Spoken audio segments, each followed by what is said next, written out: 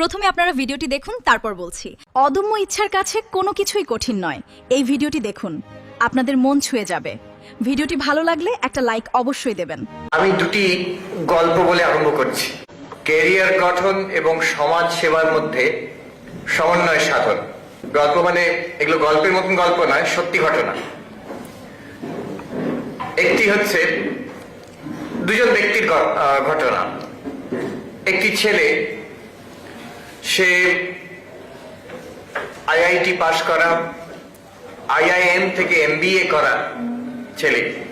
এখন যারা এখানে ইয়াং ছাত্রছাত্রী আছে, অনেকের হয়তো স্বপ্ন আইআইটিতে পড়বো, আইআইএম এ পড়বো।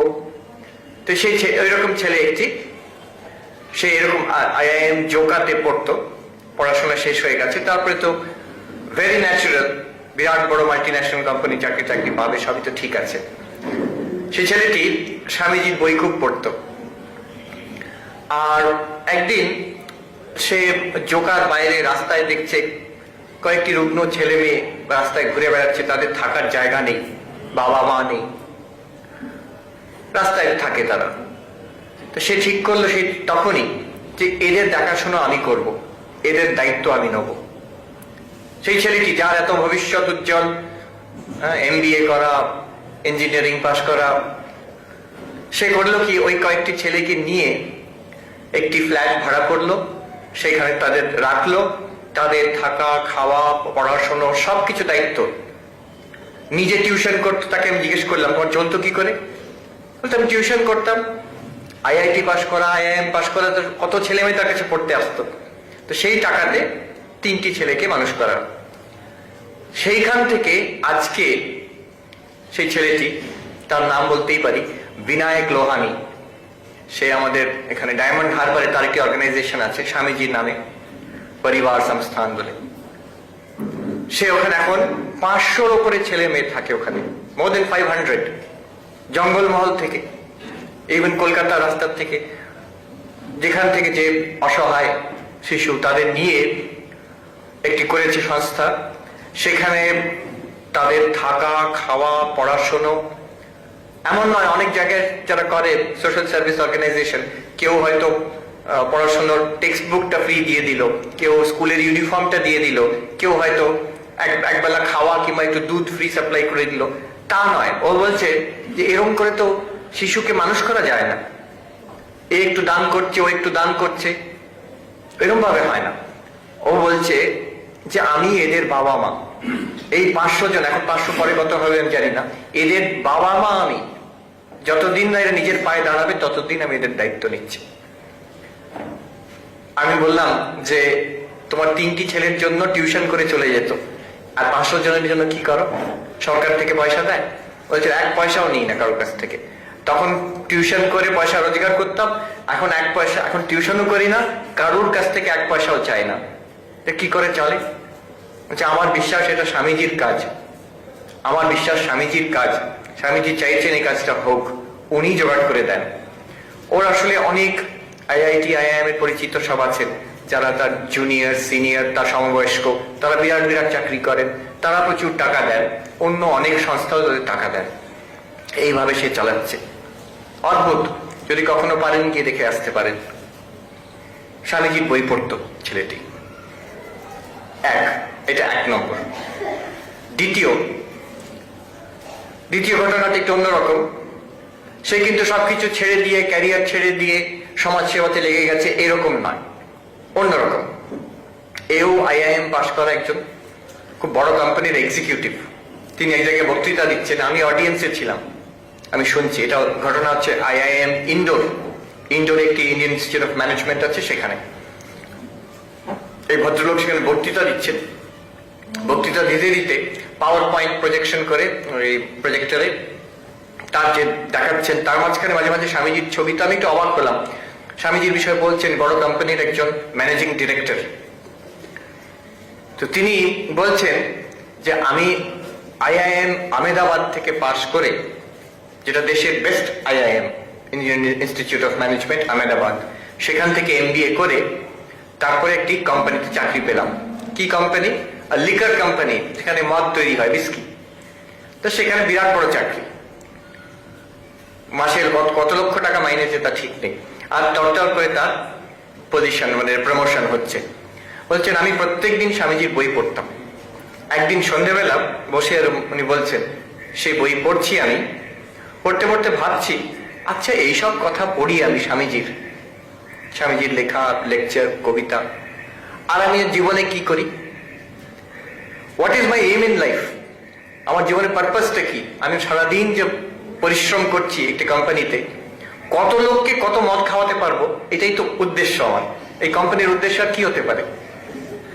Two make the maximum number of people drunk for the maximum amount of time, এটাই তো আমার জীবনের উদ্দেশ্য। তারপর উনি বলছেন দুটো একসঙ্গে চলতে পারে না, হয় এই বইটাকে আমাকে ছেড়ে দিতে হবে, তাহলে এই চাকরিটা আমাকে ছেড়ে দিতে হবে। অথচ উনি বলছেন যে আমার কিন্তু এরকম কোনো ইচ্ছে ছিল না যে আমি সাধু সন্ন্যাসী হব কিংবা সমাজ সেবা করবো, ওটাও আমার ইচ্ছে না। কি করব? উনি তারপরে করলেন কি, ওই চাকরিটি ছেড়ে দিয়ে আরেকটি চাকরি করলেন, একটি কোম্পানি যেখানে মেডিকেল প্রোডাক্টস তৈরি হয়, Johnson and Johnson medical products ডিপার্টমেন্টে, সেখানে চট করে চাকরি পেয়ে গেলেন। সবাই অবাক হয়ে গেছে, এত সাকসেসফুল, এত বড় চাকরি করছো, তুমি ছেড়ে দেবে? না, আমি এভাবে বেঁচে থাকতে পারবো না। তো একটা এমন জায়গায় চাকরি করলেন যেখানে প্রফিট মেকিং কোম্পানি, সেটাও মাল্টি ন্যাশনাল, কিন্তু তাতে অন্তত যা তৈরি হচ্ছে সেটা মানুষের ক্ষতি করে না, মানুষের কোনো কাজে লাগে। এবং তিনি বলছেন যে আমার পলিসি হচ্ছে যে আমি স্বামীজিকে স্পিরিচুয়াল জায়েন্ট হিসেবে কিংবা একজন পেট্রিয়ট মঙ্ক কিংবা একজন সমাজসেবী ওই হিসেবে দেখছি না। উনি হচ্ছেন আমার রিসোর্স।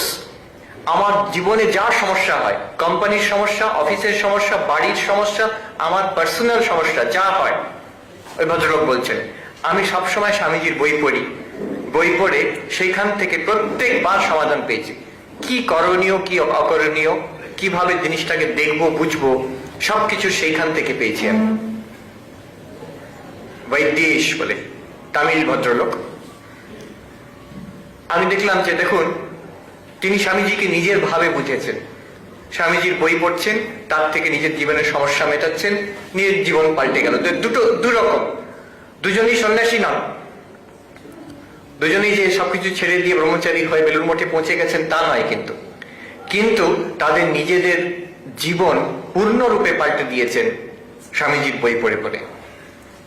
আর যা জীবন ছিল তার থেকে অনেক বেশি উন্নত জীবন দুজনেই পেয়েছেন। এইটা বোঝার জন্য আমরা একটু গভীর দর্শনের মধ্যে যাব।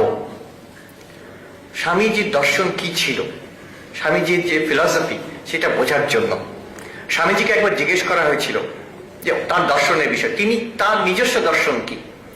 স্বামীজিকে যে রিপোর্টার জিজ্ঞেস করেছিলেন যে স্বামীজি এটা কি সত্য যে শঙ্করাচার্য বলেছিলেন এক ব্রহ্ম আছে, ব্রহ্মই সত্য, জগৎ মিথ্যা, মানে ভগবানই সত্য আর জগৎ মিথ্যা, একই সত্য, বহুটা মিথ্যা। আর তার আগে ভগবান বুদ্ধ নাকি বলেছিলেন কোনো এক ব্রহ্ম বলে কিছু নেই, এই বহুর একটি ক্ষণিক বিজ্ঞান চলছে, মানে জগৎটি এক ক্ষণ থেকে আরেক ক্ষণ নশ্বর, এইভাবেই চলছে, একটা বহুর স্রোত চলছে। ভগবান বুদ্ধ বলছেন যে এক বলে কোনো বস্তু নেই, এই বহুর স্রোত চলছে, জন্ম মৃত্যু চক্র চলছে একটি।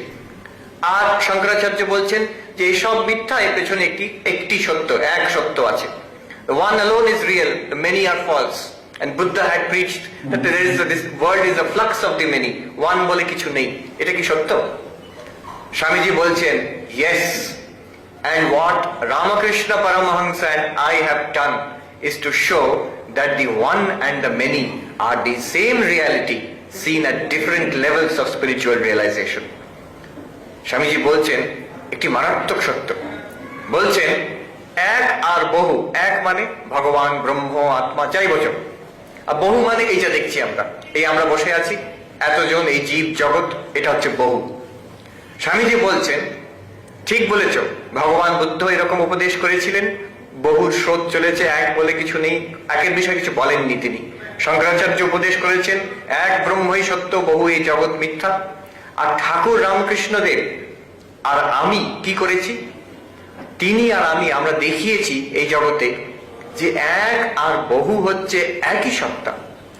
স্পিরিচুয়াল রিয়েলাইজেশনের বিভিন্ন স্তরে এই অনুভূতি হয়, যে জিনিসই ব্রহ্ম সেইটাই লীলাতে এই জগৎ। ঠাকুরের কথা, ব্রহ্মহার শক্তি অভেদ, যারই লীলা তারই নিত্য, ঠাকুরের কথা গভীর দার্শনিক তত্ত্ব। কিন্তু এইটাই হচ্ছে স্বামীজিকে বোঝার মূল। তিনি কেন বলছেন ভগবান লাভ জীবনের উদ্দেশ্য, আবার সেটাকে প্রকাশ করতে হবে। Each soul is potentially divine, but the goal is to manifest this divinity. নিজের মধ্যে দেবত্ব আছে, অনন্ত শক্তি আছে। ধর্ম মানে কি? এইটাকে প্রকাশ করা, শুধু জানা নয়, শুধু অনুভব করা নয়, জীবনে এটাকে প্রকাশ করতে হবে। এই কথা উনি বলছেন। এক আর বহু হচ্ছে একই সত্তা। Life is truly a journey of small moments, each one teaching us to be kinder and more present as we find our true purpose. Always remember these words. They will help you to grow up, you as well as society. Sometimes life unfolds exactly like a movie script right before our eyes, proving that even in the most unexpected places, true beauty and grace can shine bright. এরকম নানান ধরনের এবং নানান বিষয়ের নতুন নতুন video দেখার জন্য আমাদের চ্যানেলটি সাবস্ক্রাইব করুন আর বেল আইকনটি প্রেস করুন, তাহলেই নোটিফিকেশন পেয়ে যাবেন। সবাই ভালো থাকবেন, ধন্যবাদ।